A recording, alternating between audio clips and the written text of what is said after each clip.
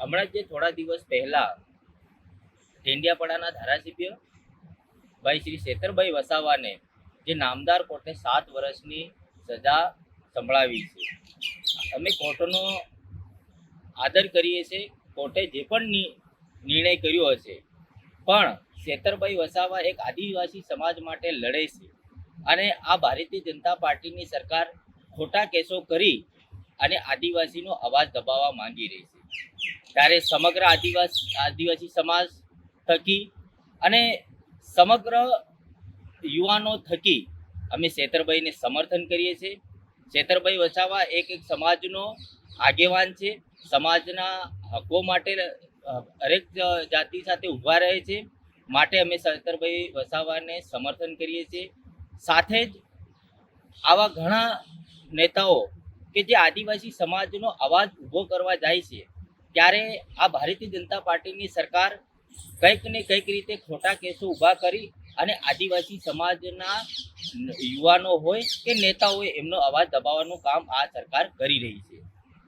આજે જે શેતરભાઈ સાથે થયું એ ખૂબ દુઃખદની વાત છે, પણ અમે સૌ આદિવાસી સમાજના આગેવાનો માનીને શેતરભાઈ વસાવાના પરિવાર સાથે છીએ. અમારી જ્યાં જ્યાં જરૂર પડશે ત્યાં અમે શેતરભાઈના પડખે ઊભા રહીશું. એક સમાજના ભાઈ તરીકે અમે શેતરભાઈ વસાવાને સમર્થન આપીએ છીએ.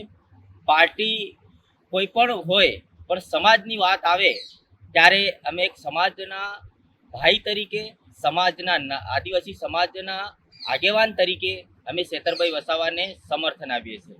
સાથે જ હું આ ભારતીય જનતા પાર્ટીની સરકારને કહેવા માંગુ છું અને નામદાર કોર્ટને અપીલ પણ કરું છું કે એમની સાથે જે એક મહિલાને જેમને 20 કે 15 દિવસનું બાળક લઈ એમને પણ તમે સજા કરવામાં આવી છે. આ મહિલાને ક્યાં રાખી છે એ અમને તો ખબર નથી, પણ કદાચ આ મહિલાને એનું નાનું બાળક છે તો હું સરકારશ્રીની વિનંતી કરું કે આ મહિલાને પોલીસ સુરક્ષા સાથે એમની કોઈ સિવિલ હોસ્પિટલમાં સારવાર આપવામાં આવે કે અન્ય કંઈ સુરક્ષિત જગ્યા પર રાખવામાં આવે. કારણ કે તમે સમગ્ર આદિવાસી સમાજ જ જાણે છે કે આ કેસો તદ્દન ખોટા છે અને આમાં નિર્દોષ લોકોને ફસાવવામાં આવ્યા છે.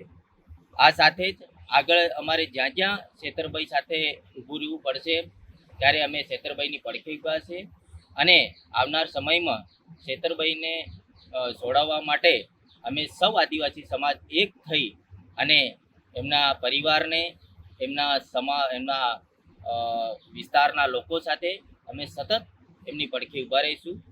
જય જોહાર, જય આદિવાસી.